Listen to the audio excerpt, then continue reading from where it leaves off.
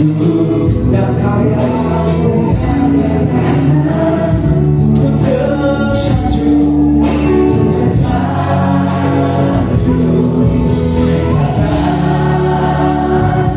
semua yang tadi dalam hidupku. Tuhan karya ini padamu Tuhan, beri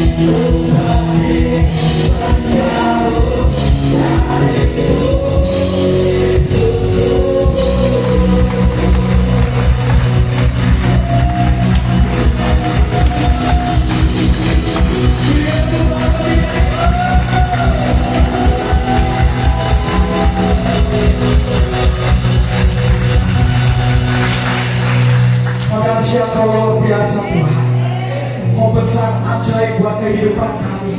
Kami tahu di dalam Kau ada kekuatan yang baru, di dalam Kau ada mujizat, ada kemenangan, ada kesembuhan, dan segala kelimpahan, segala yang berharga ada di dalam Engkau Tuhan. Oh sebab itu kami merindukan Kau malam ini, bukan berkat-Mu, tapi hati-Mu Tuhan, tapi hadirat-Mu yang kami rindu Bapa. Kami percaya Bapa, hadirat-Mu ada di tengah-tengah kami. Kami percaya berikan tepuk tangan lebih lagi.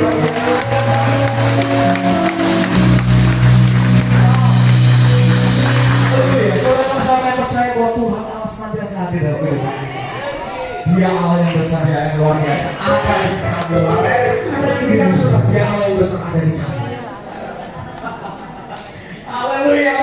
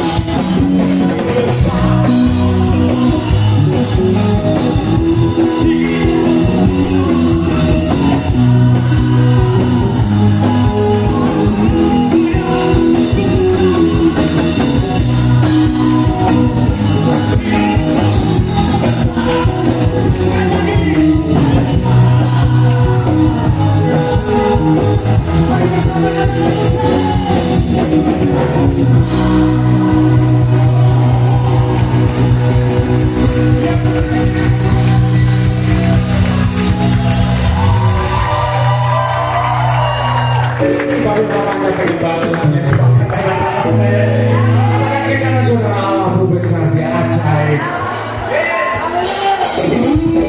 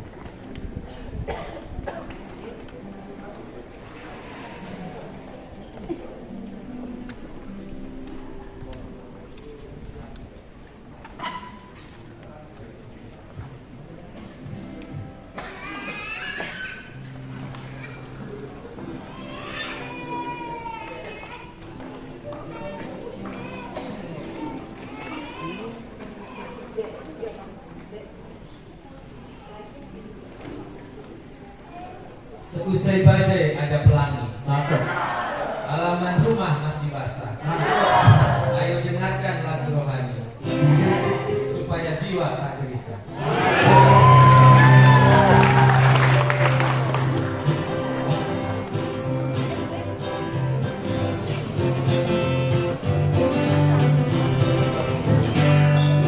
Bila kau pantas melangkah hidup,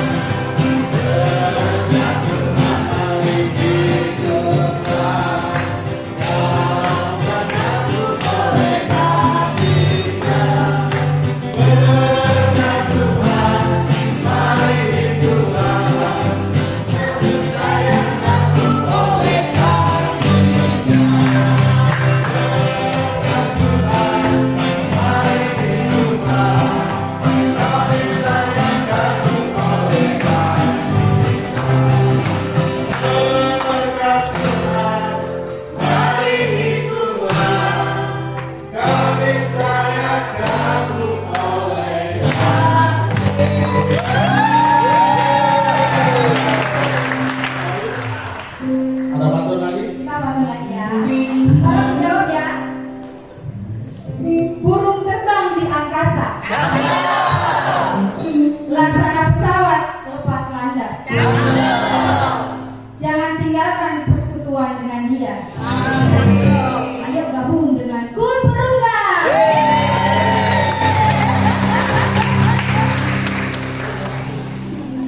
Pulau luas yang ada suka harganya.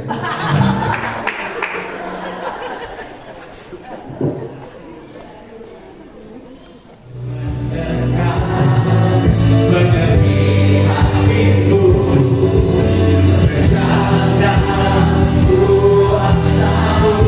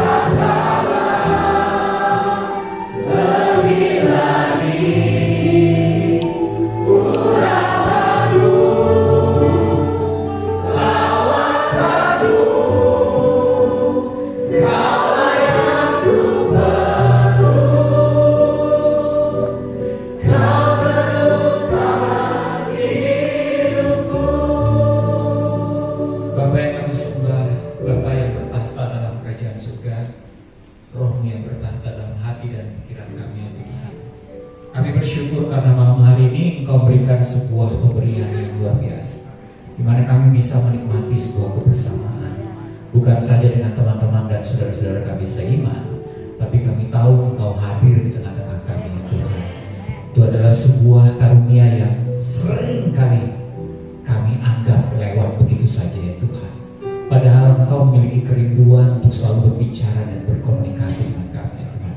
Oleh karena kami bersyukur malam hari ini kami diberikan waktu, kami diberikan kesehatan, kami diberikan tempat, fasilitas, bahkan kami diberikan sukacita dan damai sejahtera ya Tuhan. Kami percaya Engkau akan berkata dan berbicara lebih dalam lagi. Oleh karenanya biarlah Roh yang Kudus memimpin setiap pribadi yang ada di sini, termasuk hamba-Mu yang akan menyampaikan perkataan-Mu saja ya Tuhan.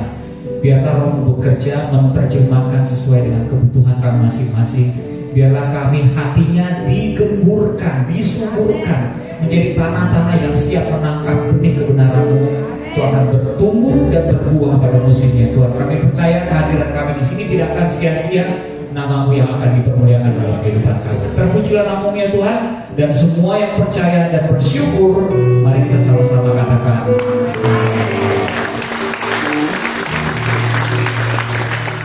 Silakan duduk. Terima kasih tim Praise and Worship yang luar biasa. Shalom semuanya. Saya bersyukur bisa hadir di Karawang, menempuh perjalanan yang cukup jauh. Tetapi perjalanan yang jauh saya percaya betul tidak sepadan dengan apa yang Tuhan kerjakan di sini malam hari ini. Sebuah kesempatan yang saya tidak pernah melihat segala sesuatunya itu kebetulan. Karena sebagai orang beriman kita percaya betul Tuhan turut bekerja dalam segala sesuatu, makanya tidak ada yang kebetulan. Ya, saya bisa ada di sini. Terima kasih. Berkenalan lagi, saya mungkin sebagian yang kejamanan ya mengenal saya masih ada di industri hiburan. Mungkin yang muda-muda akan diperkenalkan kembali. Saya berasal dari sebuah dikenalnya lewat kelompok yang bernama Project Pop. Project Pop di industri hiburan itu sudah tahun ini 27 tahun, puji Tuhan. Ya, untuk berada sekian lama di industri hiburan, cuma satu yang bisa menjelaskan bagi saya ya, yaitu memang Tuhan izinkan, memang kemuliaan Tuhan, memang berkat Tuhan. Jadi tidak ada lain, bukan kuat gagah kami, bukan kemampuan kami, bukan karena kami lucu, bukan karena Tuhan mengizinkan kita berada selama itu.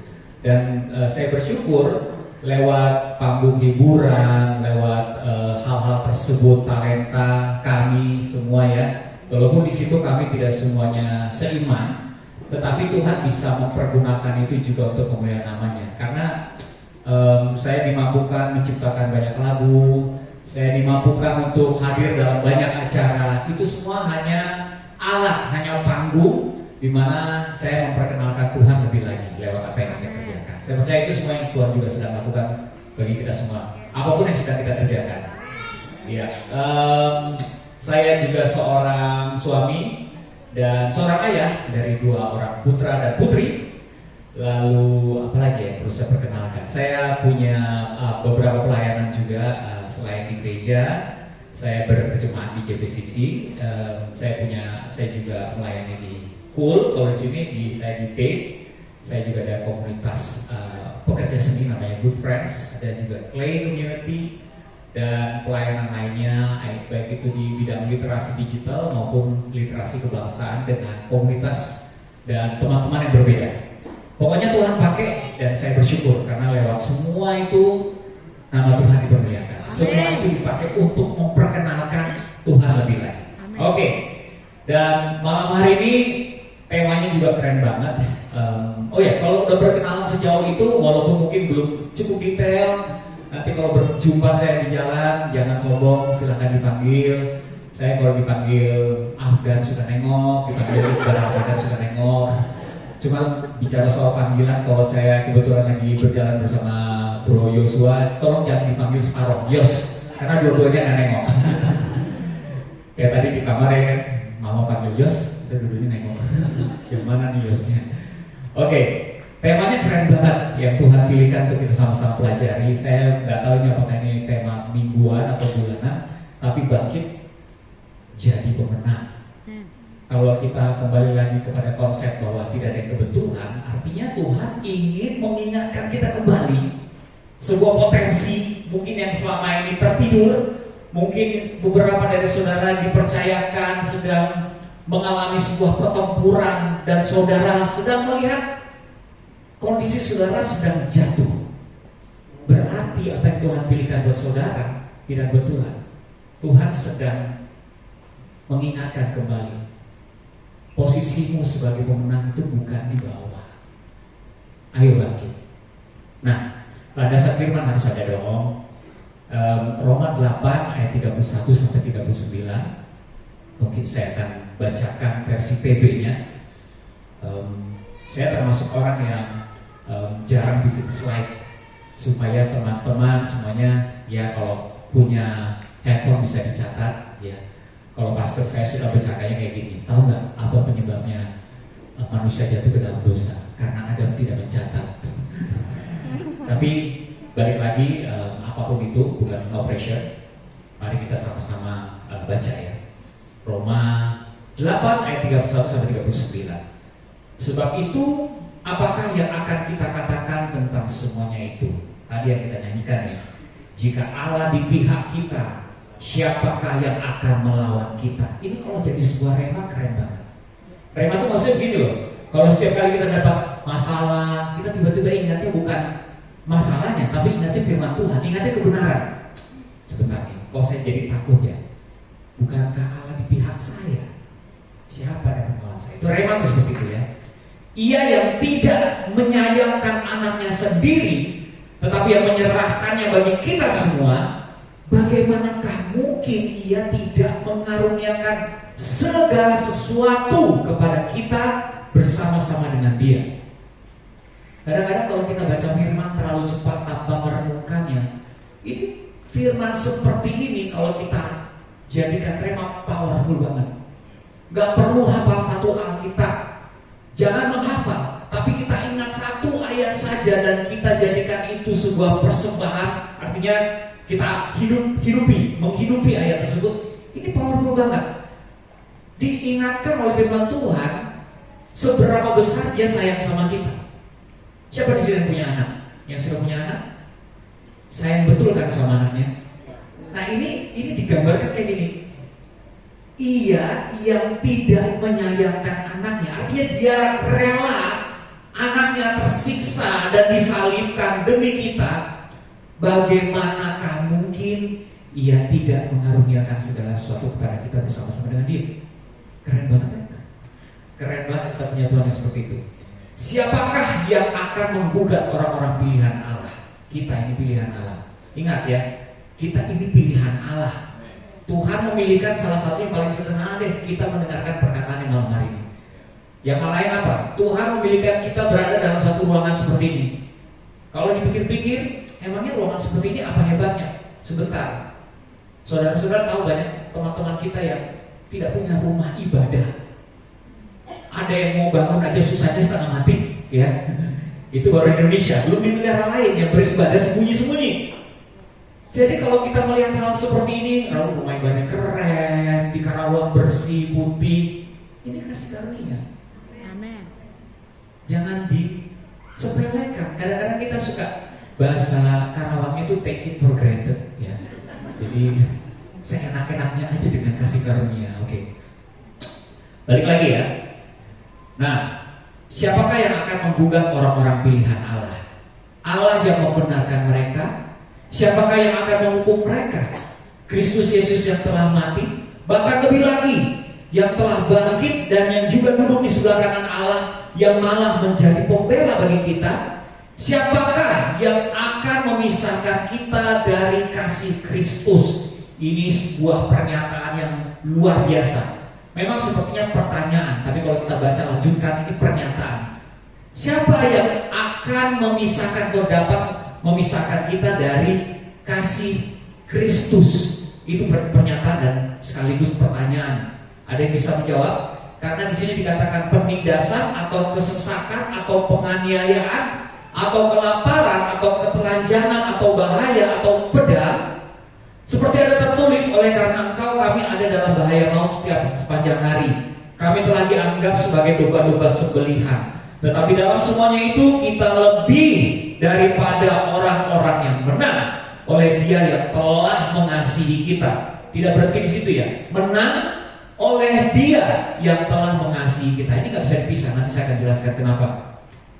Sebab aku yakin bahwa baik maut maupun hidup, baik malaikat-malaikat maupun pemerintah-pemerintah, baik yang ada sekarang maupun yang akan datang, atau kuasa-kuasa, baik yang ada di atas maupun yang di bawah, ataupun sesuatu makhluk lain, tidak akan dapat memisahkan kita dari kasih Allah. Haleluya, yang ada di dalam Kristus Yesus Tuhan. Kita beri kemuliaan buat Tuhan dulu. Saya senang banget dengan ayat ini ya. Ini kalau balik lagi nih, ini sebuah ayat bisa menjadi sebuah rema. Kalau Bapak Ibu belum punya ayat, saya belum punya nih ayat yang jadi favorit. Ini bisa menjadi ayat favorit ya. Bayangkan, itu sebuah pernyataan sekaligus identitas kita. Salah satu banyak sekali kita berbicara soal identitas, bahwa kita adalah makhluk yang dikasih Allah, dan kasih itu tidak bisa dipisahkan. Tidak ada yang bisa mengambil dari kita, apapun yang sedang terjadi pada situasi kita saat ini. Oke, kehidupan sebagai manusia baru. Siapa di sini yang manusia baru? Manusia baru artinya sudah mengambil sebuah keputusan iman bahwa dia akan meninggalkan manusia lama karena dia sudah punya iman percaya bahwa Tuhan Yesus adalah Sang Juru Selamat. Itu iman percaya tersebut yang memposisikan mereka yang tadi manusia lama sudah jadi manusia baru. Levelnya udah di atas manusia lama, udah di manusia baru. Oke? Jadi kita sebagai manusia baru seharusnya terlihat berbeda dengan manusia lama.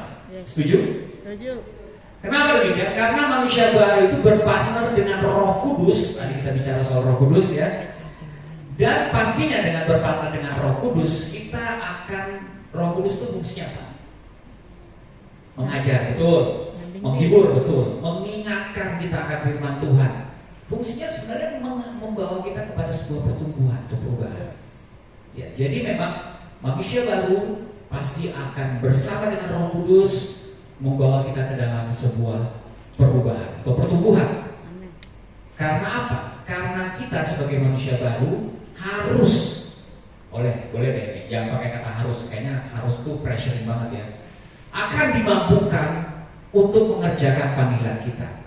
Karena panggilan Tuhan untuk kita hanyalah berlaku sebenarnya bagi manusia baru. Ada yang ingat Matius 28? Karena itu pergilah, jadikanlah semua bangsa muridku, baptislah mereka dalam nama Bapa, Anak dan Roh Kudus, dan ajarlah mereka melakukan segala sesuatu yang telah kuperintahkan kepadamu. Kalau manusia lama dapat perintah seperti ini, pasti takut. Wah, saya belum nobody, saya bukan siapa-siapa, kenapa saya mesti memberitakan ke seluruh dunia? Ini pasti tugasnya Pak Pendeta, ini pasti tugasnya penatua, youth leaders, atau leaders yang lain, jangan saya. Cuma ini sebenarnya panggilan untuk setiap manusia baru. Karena pertumbuhan kita, perubahan kita akan membawa kita kepada kemampuan itu. Kemampuan kita untuk memberitakan dan menjadikan orang lain murid Tuhan Yesus, membaptis mereka, dan bahkan menjadi teladan, mencontohkan atau mengajarkan jika mereka bertanya dan kebingungan dengan apa yang mereka sudah terima. Nah, bagaimana kita bisa menjadi atau menjalankan ini semua kalau tidak terjadi perubahan atau pertumbuhan? Jadi Bapak Ibu sekalian, mungkin belum ada yang mengingatkan, saya mengingatkan ya, atau mungkin sudah tahu jadi lupa bahwa kita ini kalau mendengarkan sebuah firman bukan ada suatu kebetulan. Panggilan seperti itu ya juga untuk Bapak Ibu ya. Kalau kita tidak klaim panggilan tersebut, kita tidak akan melakukannya. Tapi kalau itu untuk saya, makanya Tuhan pasti akan bawa saya kepada sebuah perubahan, yaitu kemampuan saya memberitakan kabar baik, kemampuan saya membaptis mereka, kemampuan saya mengajarkan atau mencontohkan kehidupan saya menjadi teladan bagi mereka. Termasuk kalau kita bicara soal tema kita malam ini, bangkit jadi pemenang, itu bicara soal pertumbuhan.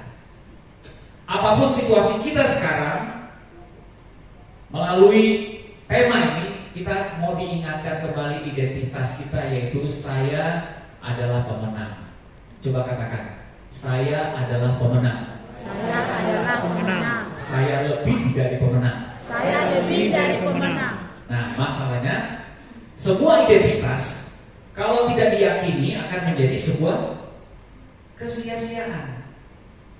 Dan meyakini sebuah identitas, kekuatan keyakinannya berasal dari mana? Dari pemahaman akan kemampuannya, sehingga akan berujung pada respon kita terhadap segala sesuatu. Saya ulangi, nah ini biar lebih ingat gitu ya. Jadi meyakini sebuah identitas, ya, identitas kita lebih dari pemenang, identitas kita banyak loh ya. Kita bicara soal identitas kita, saya adalah biji matanya Tuhan, saya adalah mempelainya Tuhan, saya adalah Tuhan adalah gembalaku, saya punya Tuhan yang memelihara kehidupanku, takkan kekurangan aku. Itu sesuatu yang banyak yang Tuhan kasih sama kita. Tapi kalau kita tidak meyakini itu, ya kita cuma jadikan itu pengetahuan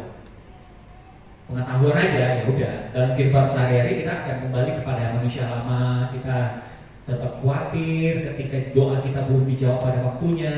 Kita, hal seperti itu ya. Analoginya seperti ini. Kenapa saya ulangi ya? Bahwa meyakini sebuah identitas, kekuatan keyakinannya berasal dari pemahaman akan kemampuannya, sehingga akan berujung kepada respon kita terhadap segala sesuatu. Di pesawat, ceritakanlah kita lagi naik pesawat, ya. Tiba-tiba mungkin di beberapa adegan film ini sering dipakai ya. Salah satu penumpang membutuhkan pertolongan, entah itu tersedak atau ada serangan jantung, atau orang tahu bahwa orang ini membutuhkan pertolongan dari seorang dokter yang mengerti. Karena kita kalau bukan dokter pasti takut untuk nolong. Ini apa yang mesti kita lakukan? Ya kan? Jadi dia bisa melihat situasinya, orangnya bisa bilang, oh ini gejala kejang-kejang seperti ini gejala apa? Jadi kita, karena dia dokter, karena dia paham akan kemampuannya, ya kan? Cuma kalau dia tidak mengerti dia punya kemampuan seperti itu, ketika ditanyakan ada dokter nggak di pesawat ini, ada dokter nggak, mungkin nggak dia akan mengakui identitasnya. Ini yang saya maksud. Kalau dia seorang dokter, dia akan mengakui saya dokter. Kenapa dia mengakui? Ya, karena dia dokter, dia sudah mengalami, belajar setengah mati tentang kedokteran, pengalamannya banyak, dia sudah dilantik menjadi dokter, dia paham akan kemampuannya. Kita pun juga demikian. Kalau kita bilang kita lebih dari pemenang, tapi kita tidak paham apa itu lebih dari pemenang, sampai kapanpun kita meresponinya juga akan salah, karena kita belum paham lebih dari pemenang itu seperti apa. Makanya malam hari ini kita mau bicara tentang 3 hal dasar-dasar pemenang. Yang pertama, pertumbuhan pemenang, dan ketiga, terlihat sebagai seorang pemenang. Oke ya, kita mau belajar itu. Ini ada simulasi nih. Ya. Saya cuma mesti berhitung dengan waktu, jangan terlalu asik. Nanti 2 hari nggak sadar gitu di sini ya. Oke. Dasar-dasar seorang pemenang tentu saja dimulai dari mengenali identitas kita. Kita ini hidup di zaman digital teknologi. Masalahnya dengan digital teknologi itu terlalu banyak informasi. Ya, digital teknologi kan memudahkan kita mendapatkan informasi ya. Kita nggak nyari, informasinya datang. Ya, teman-teman saya yang seumuran dengan saya, mungkin generasi X ya, milenial awal atau baby boomers, kita menghidupi masa di mana informasi itu dicari, ya kan? Itu bukan hinaan. Jadi banggalah kita terpilih untuk menghidupi masa seperti itu. Itu bukan hinaan. Di zaman itu informasi dicari. Ya. Di zaman sekarang informasi tidak perlu kita cari, datang sendiri, ditawarkan. Bahkan informasi yang kita tidak butuhkan pop up dalam bentuk notifikasi. Ya, itu ada yang entah apapun itu, sosial media kita, kalau kita pasang notifikasinya akan muncul di HP kita. Ini masalahnya mungkin buat beberapa generasi tidak terlalu berdampak, tapi untuk Gen Z dan Gen Alpha yang disebut juga generasi digital. Kalau baby boomers, Gen X itu generasi, terutama baby boomers, generasi non digital. Ya, tidak ada yang buruk dengan sebutan-sebutan ini. Ya, lebih kepada ketertarikannya sama digital. Kalau baby boomers sudah mulai berkurang, tertarik sama kemampuan digital, semakin Gen Z, semakin generasi Alpha lahir sudah dengan kemampuan digital, katanya seperti itu. Baby boomers main sosial media masih minta di editkan fotonya supaya mama mukanya terlihat bening di Facebook oleh Gen Z, misalnya kayak gitu ya. Karena Gen Z sudah tahu caranya dengan mudah. Oh, ini pakai aplikasi aja, udahlah mama nggak mau ribet, kamu aja ribet. Kamu editkan video dan foto mama, foto papa, seperti itu. Ya. Nah, tantangannya Gen Z, kenapa mereka disebut Strawberry Generation? Ada yang tahu Gen Z disebut Strawberry Generation? Karena seperti strawberry, mereka colorful, mereka punya kejutan dengan rasanya, ya mereka itu ekspresif, mereka itu instan, cepat. Tapi kelemahannya juga ada, mereka baper. Itu Gen Z. Ada Gen Z di sini. Gen Z itu baper, ya. Makanya ada yang suka komentar, karena sekarang gitu aja udah baper di masuk sosial media. Zaman saya dulu guru nabok saya nggak ada yang laporin tuh bisa. Saya dulu disambit penghapus sama guru biasa-biasa aja. Orang sekarang cuma tegur kayak gitu, malah gurunya baper tuh bisa, gitu ya. Tapi memang betul, kenapa mereka bisa seperti itu? Karena digital teknologi itu banyak membuat orang kehilangan identitas. Informasinya terlalu banyak. Informasi tentang kebenaran firman Tuhan bersaing dengan informasi yang lain. Bahkan termasuk nilai-nilai yang kita pelajari dalam Alkitab pun bisa distorsi dengan nilai-nilai dunia yang kelihatannya juga biblical padahal enggak. Dari semua identitas yang kita baca, yang kita dapatkan, tentu saja kita tahu bahwa identitas apa yang Tuhan katakan tentang kita paling matters. Kalau dalam literasi digital, saya suka ngomong di kelas-kelas parenting, terutama yang anak-anaknya hadir. Saya bilang, orang tua kamu tidak salah. Maksudnya tidak salah apa tuh Kak? Kan mereka galak sama saya, kan mereka berantemnya depan mata saya, kan mereka tidak menjadi cek aman. Biasa saya gaya-gaya. Kan mereka tidak memberikan contoh yang baik, bentak-bentak kekerasan di depan saya.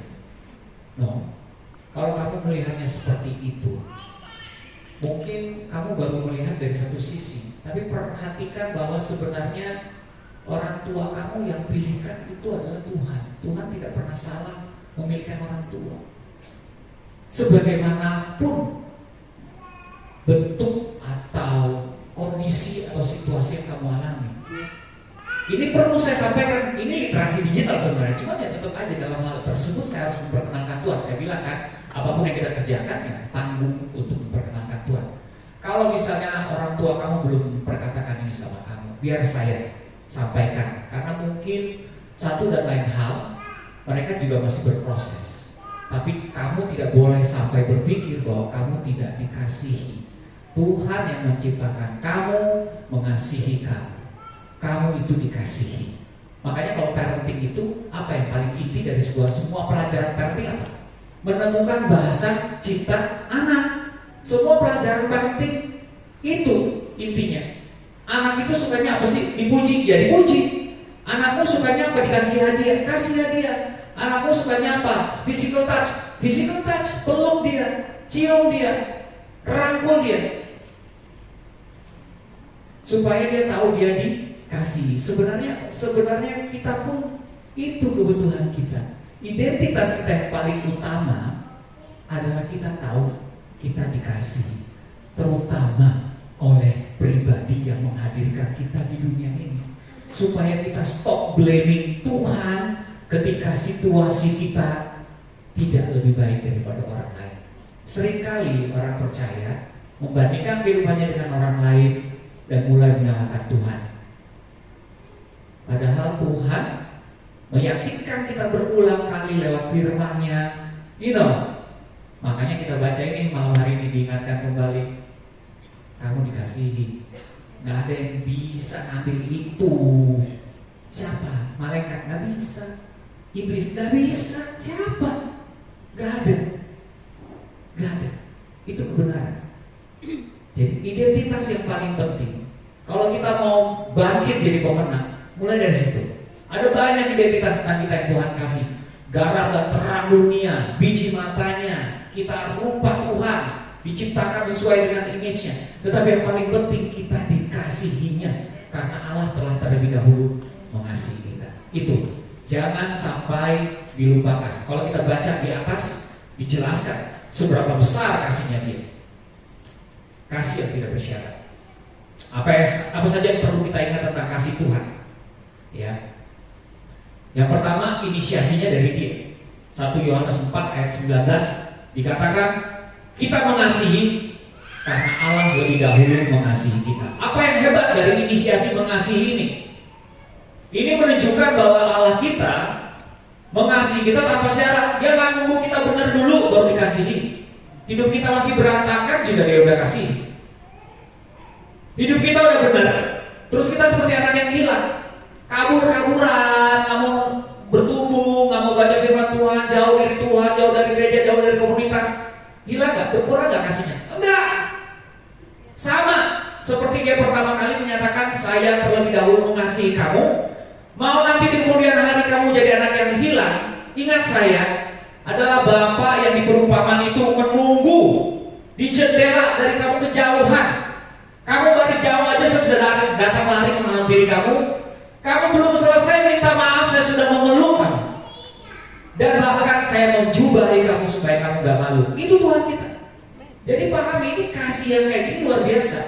Inisiasinya mengasihi kita dengan kasih yang sebesar itu, dan tidak akan berkurang sejahat apapun kita sama Tuhan. Itu maksudnya. Itu nomor 1. Apa yang perlu kita ketahui tentang kasih Tuhan? Itu nomor 1.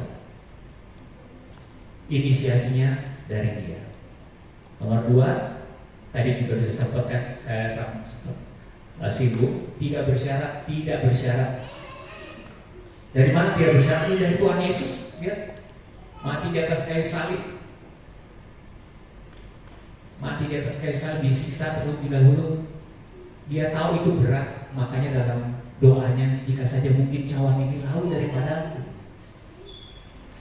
Sebagai manusia Dia tahu apa yang akan dihadapi.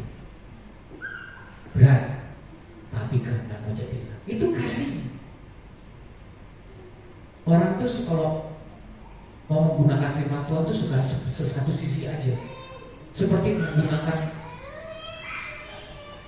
pribadi Yesus yang sempurna itu, kita suka tuh. Nah ini contoh ya, satu values yang hati-hati kalau kita pakai, apalagi kalau manusia baru. Ya namanya juga manusia, wajar lah kalau saya marah. Tuhan Yesus aja marah. Siapa yang sering ngomong kayak gitu? Hati-hati dengan. Karena wajar untuk marah itu manusia lama, bukan manusia baru. Dan Tuhan Yesus yang kita pakai dan memaklumkan kemarahan kita adalah juga Tuhan yang mati buat kita. Sah nggak lo cuma pakai sebagian? Kalau kita juga memiliki kasih yang mau mati buat orang yang kita marah, mungkin sah. Saya marah karena saya kasih kamu, bukan saya marah karena saya emosi. Beda ya. Jadi hati-hati dengan permakluman yang seperti itu, karena permakluman yang seperti itu sebenarnya kelihatannya sah-sah saja, tetapi itu berpihak kepada manusia lama. Sedangkan pertumbuhan berpihak kepada manusia baru, yaitu perubahan. Jadi kalau selalu kita maklumkan, ya maklumlah, kapan berubahnya dimaklumin terus. Oke, balik lagi ya. Dan yang terakhir, kasih Tuhan itu mutlak dan tidak berubah. Makanya dia bilang kasih setia. Ya tadi kita sudah bahas juga. Kasih Tuhan itu selalu bukan kasih setia. Tuhan omnipresent, Tuhan yang dulu, sekarang, dan yang akan kemudian hari, kasihnya sama, tidak berubah. Kalau kita sudah mengerti yang ini, informasi tentang Tuhan mengasihi kita dan Tuhan itu kasihnya sedemikian dalamnya, maka yang lain-lain informasi tentang kita itu lebih mudah kita akui. Ya, saya suka dengan akhiransi. Ini kalau literasi kebangsaan, saya suka mengajarkan orang kembali dengan informasi presisi tentang jati diri. Akhiransi, informasi presisi, yaitu untuk menemukan visi, kita harus tahu identitas absolut yang Tuhan kasih. Silai, walaupun ada hanya. Yang pertama adalah lokasi. Kita nggak bisa memilih kita mau lahir di mana kan? Tuhan pilihkan Indonesia untuk kita dilahirkan. Kita nggak bisa pilih keluarga mana kan? Tuhan pilihkan keluarga untuk mencetak karakter kita di spiral. Walaupun keluarga tersebut tidak sempurna, tapi itu yang Tuhan pakai untuk mencetak karakter kita, menumbuhkan kepedulian kita. Seperti saya punya teman, dia punya hati untuk anak-anak jalanan. Saya bisa menjelaskan seperti itu indah, tetapi pada masa kecilnya dia dibuang oleh orang tuanya di jalan, sehingga dia menemukan kasih yang sebenarnya dari anak-anak jalanan. Dicetak, Tuhan tidak salah milih orang tua yang jahat seperti itu, supaya di kemudian hari dia punya sedemikian besar motivasi yang kuat untuk melayani anak-anak jalanan. Lokasi, situasi apa? Kita nggak bisa milih situasi kita. Situasi kita digital teknologi, kita hidup di zaman ini. Kita adalah orang-orang yang dipilih untuk mengisi kemerdekaan. Tapi kalau misalnya kita tidak memahami lokasi dan situasi kita, karena kita masih sibuk mencari apakah saya dikasih atau tidak, itu tidak akan kita akui. Visi kan saya bilang, kalau kita mengakui lokasi, situasi, maka saya bisa bilang bahwa dalam setiap situasi, setiap lokasi pasti ada fungsi, tujuan. Setiap kita diciptakan dengan tujuan, pasti ada fungsi. Dan di setiap fungsi pasti ada kompetensi. Silani kan? Kemampuan. Karena Tuhan tidak akan ngasih kita tujuan tanpa kemampuan. Itu dari Yosi. Terima kasih. Silani. Nah, ini hanya meters atau kita anggap penting dan bertumbuh sekali lagi kalau kita dikasih. Orang yang bertumbuh dalam kasih, ciri-cirinya adalah, nah ini ciri-cirinya nih, supaya kita bisa mengevaluasi diri kita. Ini kan sama-sama belajar. Saya ngomong ini dari tadi juga. Ini kalau seorang yang dipercayakan menyampaikan firman Tuhan itu sebenarnya dia sambil menyampaikan juga sambil menampar dirinya sendiri gitu ya. Tuhan ngomong juga sama dia. Jadi bukan kita berada di depan sini, sekali lagi jangan pernah ngecap pendeta siapapun gitu ya, gembala adalah orang yang sempurna. Enggak, sama-sama belajar. Cuma memang kita terpilih untuk menggembalakan saja. Sama-sama belajar, tidak ada yang sempurna.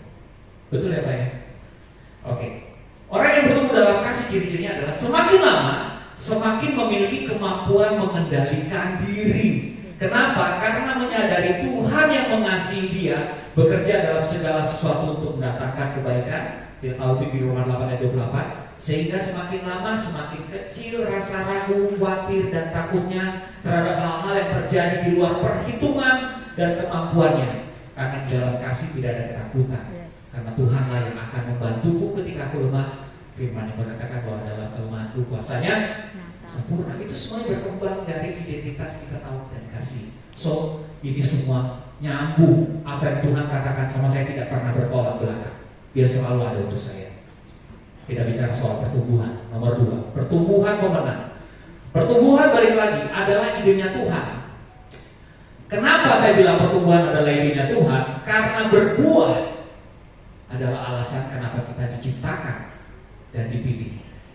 Tuhan tidak akan menciptakan orang tanpa kemampuan orang tersebut berbuah. Ya. Bahkan kalau kita lihat di Kejadian, perintah pertama Tuhan kepada manusia adalah be fruitful, berbuah. Kejadian 1 ayat 28. Be fruitful, berbuah. Berbuah dalam Alkitab berbicara 3 hal. Keturunan, jelas. Buah-buah roh, karakter, berbuah. Dan buah-buah dalam hal jiwa. 3 hal ini. Keturunan, karakter, jiwa. Kalau kita belum diberikan keturunan, kita lihat buah yang lain mampu nggak kita hasilkan? Ada perubahan karakter nggak? Sudah berbuah belum? Terus saya masih di posisi itu aja, masih di manusia lama. Mentalitas pemenang adalah salah satu buah karakter. Nah, kita bicara soal pemenang itu ternyata buah karakter. Dan membutuhkan untuk menumbuhkan karakter pemenang, ya kita harus mau diproses. Apa sih prosesnya? Mengalami kemenangan berkali-kali. Benar nggak? Mengalami kemenangan berkali-kali. Orang yang menang berkali-kali akhirnya tahu dia kalau jalan, nah, ini saya sudah menang berkali-kali. Tidak tunduk lagi seperti orang kalah perang. Ya, Raja Daud, dia sudah berkali-kali menang, dia masuk kota selalu dielulukan. Mentalitas pemenang. Ada orang yang belum punya mentalitas pemenang. Ketika setiap kali dihadapi situasi sulit, belum melihat bahwa dia mampu keluar dari situasi sulit. Saya kasih tahu ini kejadian yang sering terjadi. Ya. Kenapa kita disebutkan lebih dari pemenang? Karena itu adalah sebenarnya sebuah pemahaman. Ketika kita dihadapkan setiap masalah, kita sudah pasti keluar kok dari masalah itu. Sudah pasti. Jalan keluarnya sudah Tuhan sediakan. Jalan keluarnya sudah Tuhan sediakan. Jadi masalah tersebut kita sudah pasti keluar dari pemenang. Cuma seringkali orang tidak menyadari proses menjadi pemenang tersebut karena kita nomor satu mendefinisikan pertolongan Tuhan. Kalau kita kesulitan perekonomian, keuangan, kita definisikan pertolongan Tuhan adalah uang. Tuhan, saya mau dong dikasih kecukupan dalam bank saya, entah ada yang ngisi atau mujizatmu sehingga saya mampu bayar hutang. Kita definisikan. Padahal pertolongan Tuhan jauh lebih daripada uang. Apakah Tuhan bisa memberikan kemurahan hati? Bisa. Ketika kita udah takut nih Tuhan, uangnya nggak ada nih Tuhan, tapi saya mau percaya Engkau tidak pernah membiarkanku jatuh tergeletak. Saya akan ngomong apa adanya. Kenapa saya bisa ngomong apa adanya? Saya tak malu. Oh ya, orang yang percaya tidak akan dipermalukan. Ya udah saya ngomong aja. Saya belum ada uangnya. Saya sih sudah berusaha berdoa, tapi uangnya belum ada. Terus tuh pertolongan Tuhan turun. Ya udah, kalau ada aja uangnya, nanti aja. Tenang, saya juga pernah sulit. Kita nggak pernah menyadari ada bentuk pertolongan yang seperti itu. Kenapa? Karena kita sudah definisikan dulu. Pertolongan Tuhan harus Tuhan, harus uang. Dan yang memperburuk situasi di mana kita tidak bisa menyadari ini adalah sebenarnya sebuah pengalaman kemenangan yang Tuhan izinkan kita alami. Karena kita sudah, selain kita mendefinisikan, kita juga suka mengantisipasi, mengambil tindakan sendiri, mengukur dengan kemampuan kita. Misalnya, kita berdoa minta pertolongan Tuhan, tapi di sisi lain kita ngutang sana sini. Nah, ini yang sering terjadi. Ini yang sering terjadi. Saya juga dulu pernah berpikir seperti ini, tapi Tuhan ajarkan, Tuhan tegur, dan Tuhan bilang sama saya, coba kamu taat, praktekkan apa yang firman Tuhan katakan. Lalu saya taat. Saya nggak mau berhutang, saya nggak mau minta pinjaman. Tapi ketika saya dalam situasi sulit, saya tetap harus bersaksi. Cerita sukses akan menginspirasi, cerita kesulitan akan menguatkan. Tahu? Kesaksian sukses itu menginspirasi, saya mau jadi seperti ini. Tapi kesaksian ketika kita sedang menanti jawaban Tuhan, ketika kita juga masih sedang dalam perjuangan, itu menguatkan orang. Kenapa? Karena mereka butuh. Saya nggak sendirian. Oh, kamu juga toh ternyata sedang memperjuangkan masalah yang sama. Kita dalam badai yang sama. Jadi Tuhan bilang orang percaya nggak akan dipermalukan. Berarti kerja melalui Tuhan. Emang Tuhan kita miskin? Enggak. Tuhan cuma pengen kita mengalami kemenangan. Ini baru satu contoh. Baru contoh keuangan. Demikian juga untuk masalah-masalah yang lain. Jangan sampai tergoda untuk mendefinisikan, apalagi mengantisipasi tindakan Tuhan untuk memenangkan kita. Pertanyaannya, apa yang mesti kita menangkan sebenarnya? Situasi, permasalahan, perdebatan, kan banyak. Ada situasi, permasalahan, situasi atau permasalahan yang Tuhan izinkan terjadi untuk kita menangkan. Tapi ada juga kemenangan yang harus kita menangkan atas diri sendiri, yaitu ketika kita berhasil melawan kedagingan atau kelemahan kita. Dalam Amsal 16 ayat 32 dikatakan, orang yang sabar melebihi seorang pahlawan, orang yang menguasai dirinya melebihi orang yang merebut kota. Jadi kemenangan sebenarnya kalau kita bicara soal mental, lebih dari seorang pemenang, mental pemenang, itu nggak selamanya bicara soal kita berarti berhasil memenangkan setiap situasi. Oh, dalam perdebatan saya memenangkan setiap perdebatan, apalagi mengenai firman Tuhan, saya jago, saya saklat, saya hafal. Enggak gitu sebenarnya. Mungkin kalau di sini ada yang satu musim dengan saya, suami istri, wah, jangan coba-coba berdebat dengan relationship kita menggunakan firman Tuhan. Kita akan menggunakan itu sebagai pembenaran, dan seringkali bukan itu yang Tuhan inginkan. Yang Tuhan inginkan adalah kita dewasa, menangkan diri kamu. Kamu sudah menang, gak perlu ada yang kamu perjuangkan dengan berdebat. Jangan terjebak dengan ajakan tidak bertumbuh, ya. Memaklumi kemanusiaan lama tadi sudah kita bahas, padahal kita adalah manusia baru. Jadi ingat, goal pertumbuhan itu adalah menjadi serupa dengan Kristus. Dan kemampuan apakah sebenarnya yang kita tumbuhkan? Adalah kemampuan mengasihi. Kemampuan apa sih dalam pertumbuhan? Kalau kita bicara perubahan menjadi manusia baru, kemampuan apa yang kita tumbuhkan? Saya ulangi lagi ya pertanyaannya. Kemampuan mengasihi. Kemampuan mengasihi, yaitu kalau kita ingat bahwa Rasul Paulus sering menulis bahwa kehidupannya sudah mengejar keserupaan dengan Kristus. Serupa dengan Kristus maksudnya adalah mampu mengasihi seperti Tuhan Yesus mengasihi kita. Itu kemampuan mengasihi. Standar mengasihi kita harus beda, karena kita pemenang.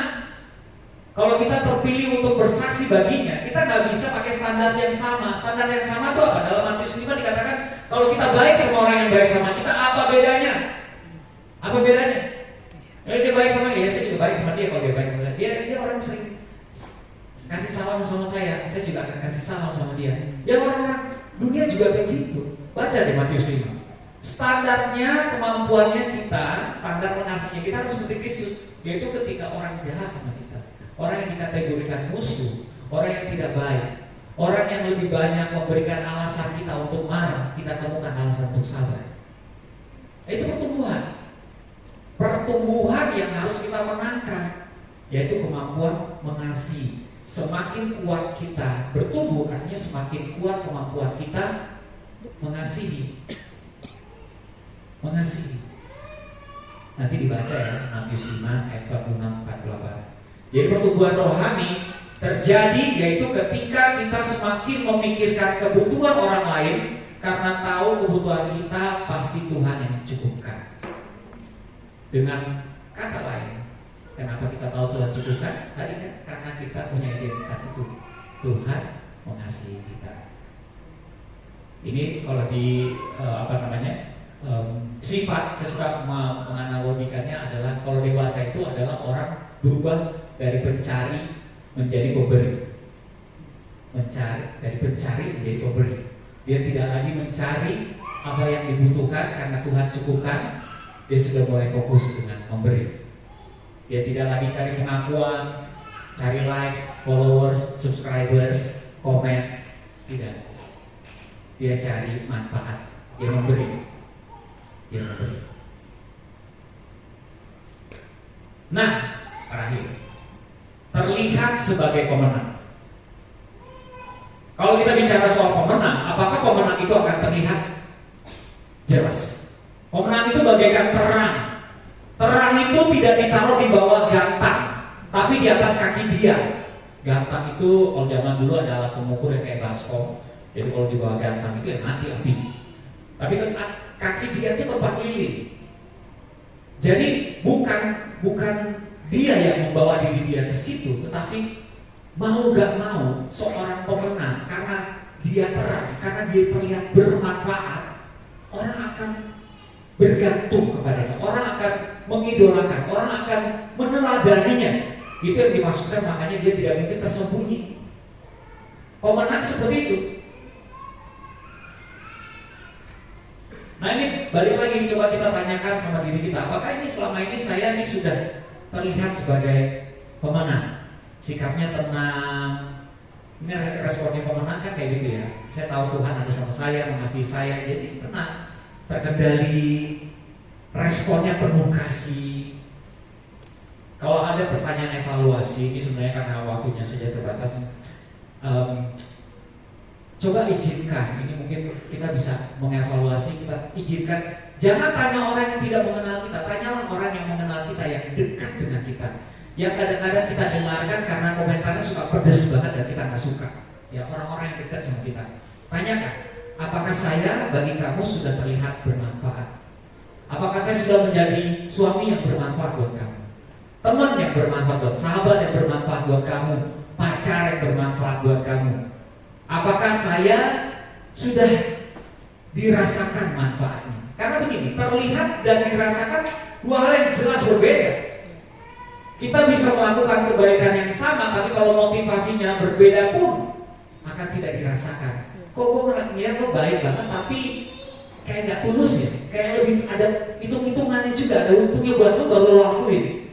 Beda ya, kalau pengorbanan semakin besar, itu semakin dirasakan bahwa kita melakukan segala sesuatunya tulus. Nah, patokannya adalah pengorbanan. Nah, yang terakhir pertanyaan evaluasinya, apakah ada pertumbuhan dalam standar kita mengasihi ke perbuatan baik kita, atau sama-sama aja? Karakter yang dewasa, ini saya sebut dengan, ini ada sesinya nih, biasanya buat anak muda saya bilang ini, this is what I call single-licious. Siapa yang dulu punya pasangan sini, masih single? Single-licious. I am single, but I look delicious. Saya single, tapi saya look delicious. Kenapa? Karena saya sudah dewasa. Banyak orang sibuknya mencari. Saya kalau ditanya, ayo kalau kamu punya pacar atau pasangan hidup, coba bikin kriterianya kayak gimana? Wah, itu banyak kan di sosial media sudah dibahas. Oh, saya mau yang seiman, saya mau yang lucu, saya mau yang kaya, saya mau yang bisa. Paling tidak saya kan orangnya fashionable, masa dia terlalu cuek, saya nggak mau yang terlalu cuek. Saya mau yang bersih, saya mau yang sopan, saya mau yang lemah lembut. Banyak, kita bikin listnya, banyak. Tapi saya sering bilang, sebelum kamu taruh list itu sama orang, coba taruh list itu sama kamu. Sebelum kamu mencari, bagaimana kalau kamu menjadi? Ketika kamu menjadikan diri kamu dewasa, pemenang, you will look delicious. Kamu tidak sibuk mencari, kamu akan dicari, karena kamu pemenang. Tapi bayangkan, secara fisik dandan sudah berantakan, sifatnya juga gak pemenang. Siapa yang nyari? Pernah gak punya teman? Karena karakternya menyenangkan, dia lewat kejauhan nanti kita panggil, woi, Tino, kita senang hangout sama dia. Tapi ada teman yang nyebelin. Mau sekeren apapun dia kelihatan dengan pakaian brandednya, mau naik mobil mewah, gak dipanggil. Si itu tuh lewat tuh, jangan. Pernah gak? Ini menggambarkan apa? Ada orang yang disukai bukan karena penampilan luar, tapi karena pemenang, karena karakter. Ada sesuatu yang menyenangkan, ada sesuatu yang delicious. Ada the power of delicious. Jadi daripada sibuk mencari yang jodoh-jodoh, bagaimana kita menjadi pemenang. Saya tutup dengan tadi ada satu konten saya lihat bagus banget. Dia bilang kayak, the way you think, ini maaf ya pakai bahasa Karawang, nanti saya terjemahkan pakai bahasa. The way you think mempengaruhi the way you feel. The way you feel mempengaruhi the way you do. And the way you do akan kembali lagi mempengaruhi the way you think. Seperti triangle, think, feel, do. Think, feel, do. Maksudnya kalau kita berpikir sebagai orang yang kalah, loser, kita berpikir sebagai orang yang kalah, kita juga akan belum apa-apa merasa kalah.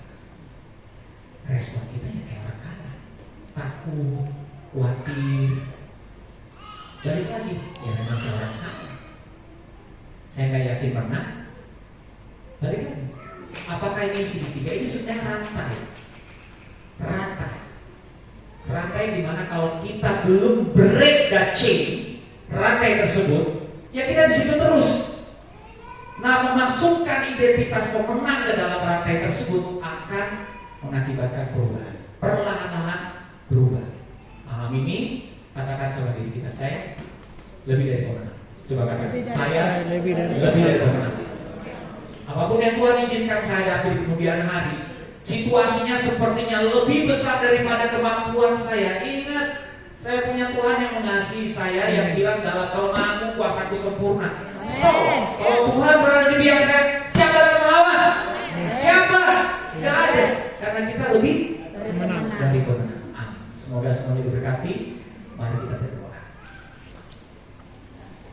Tuhan yang baik, saya bersyukur, kami bersyukur Tuhan, bahwa Engkau adalah Bapa kemenangan, dan Engkau ingin banyak prajurit perangmu di sini untuk memenangkan lebih banyak lagi peperangan dalam kehidupan mereka.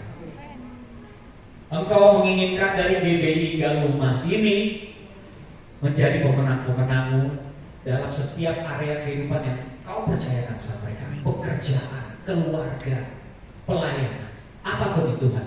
Dimanapun mereka berada, orang akan melihat mereka sebagai perang, sebagai pemenang. Percaya betul Tuhan, Engkau sedang mengerjakan benih-Mu malam hari ini, dan benih ini tidak akan lalu. Tidak ada yang bisa mengambil benih ini. Biarkanlah benih ini bertumbuh di hati dan pikiran setiap pribadi yang ada di sini ya Bapak. Bekerjalah Roh-Mu yang kudus, tumbuhkan benih ini ya Tuhan. Karena melewat mereka semua ini ya Tuhan, GBI Galumas akan banyak jiwa-jiwa yang berbuah di sini ya Tuhan. Akan banyak jiwa-jiwa yang berubah. Pertumbuhan yang luar biasa dalam pribadi-pribadi ini ya Tuhan. Mereka akan menjadi orang yang tidak sibuk mencari kesempatan, tetapi mereka akan dicari. Karena melalui mereka orang banyak harapan. Mereka akan melihat Engkau, Tuhanku, lewat kehidupan mereka. Terima kasih Tuhan. Terima kasih untuk tema ini. Engkau mengingatkan kami semua yang ada di sini bahwa sesungguhnya kami ini gak cemen Tuhan.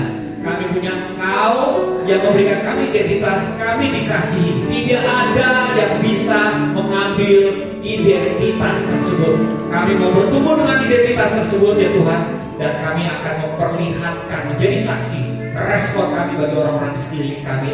Kami akan lebih mengasihi lagi, mampu untuk mengasihi bahkan jika itu orang yang jahat sama kami. Terima kasih Tuhan, terima kasih. Terpujilah nama-Mu selamanya. Dalam nama Tuhan Yesus kami sudah berdoa dan bersyukur. Amin.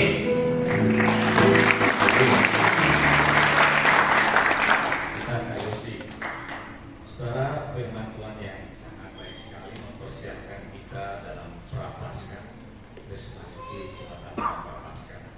Yakinlah dan tetap percaya. Amin. Amin. Ada WA tadi Pak Yudi. Satu lagu dong.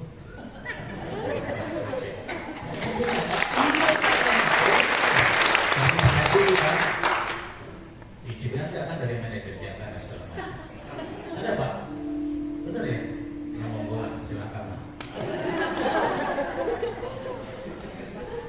Cek, oke. Saya itu kalau lagu banyak, bukan sombong, memang karena saya kan punya Tuhan yang hebat ya. Jadi balik lagi. Dimampukan menciptakan lagu juga banyak.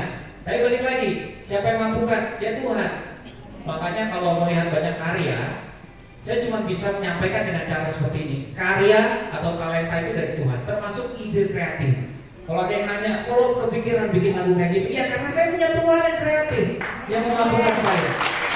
There is no other reason.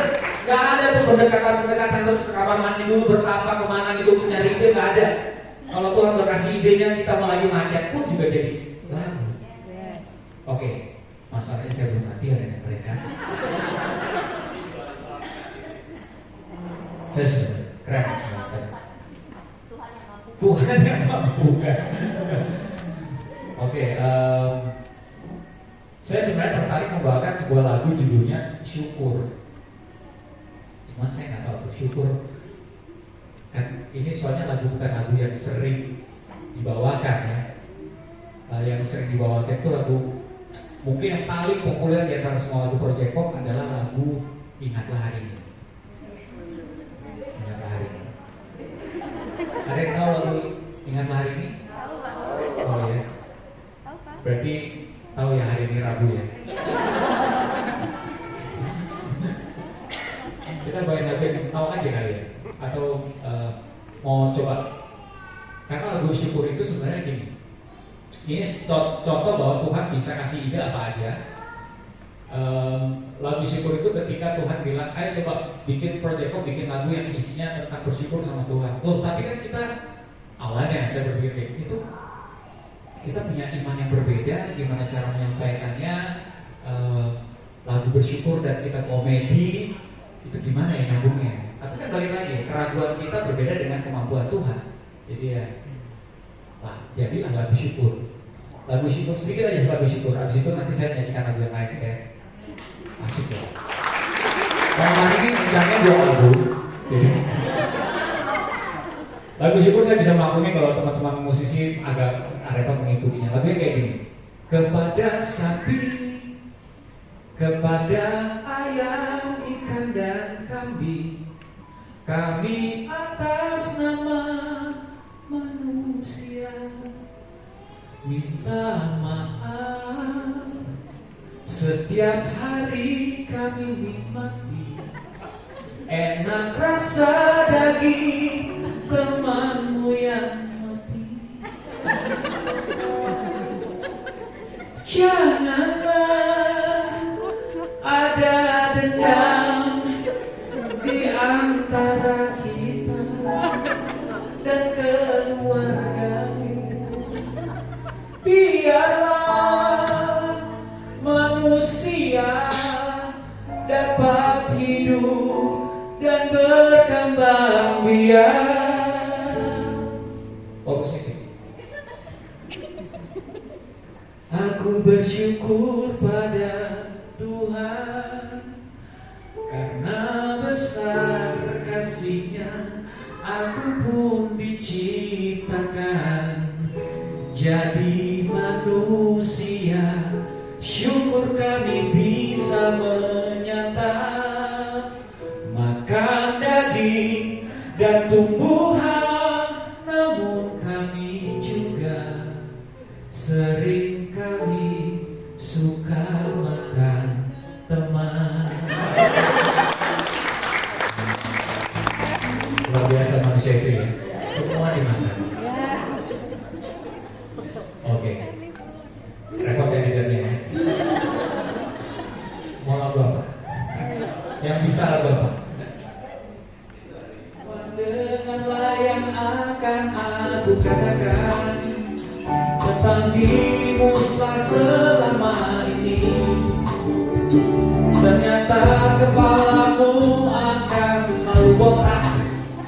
Kamu kalian gorila. Cobalah kamu ajakku bibir balapan daripada ini lo kayak ini. Yang ini udah gendut suka marah-marah. Kau cacing kepanasan, tapi ku tak peduli. Kau selalu di hati. Aku sangat berarti, istimewa di hati. Namanya rasa ini. Jika Tuhan kita dari masing-masing berarti, istimewa di hati. Namanya rasa ini.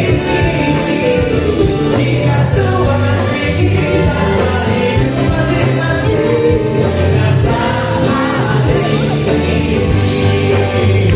Aku sangat berarti, istimewa di hati. Namanya rasa ini.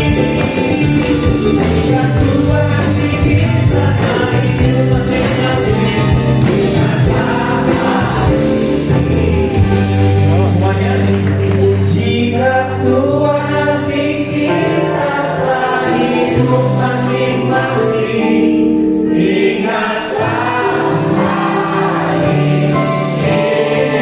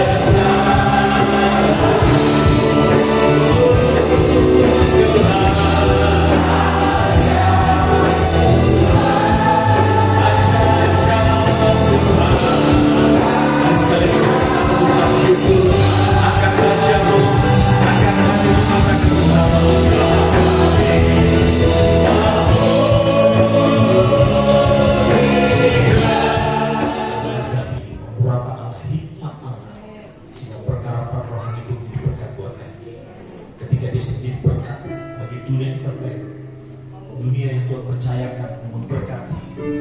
Dan kami hari ini diberkati dengan berkat-berkat rohani Tuhan. Kami mengucap syukur. Kau panggil lebih lagi Tuhan.